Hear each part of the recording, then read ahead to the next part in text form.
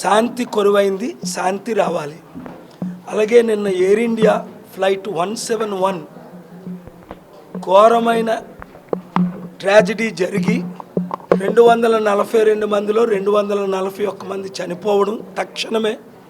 అసలు ముందు 9 నిమిషాలు అన్నారు, తర్వాత 3 నిమిషాలు అన్నారు. అసలు వీడియో చూస్తే నిమిషం కూడా కాదు, టేక్ ఆఫ్ నుంచి అది బగ్గుమని మంటలు వచ్చి అందరూ చనిపోవడం ఒక్కరు తప్ప. అక్కడ ఏమి జరిగింది అన్నది తక్షణమే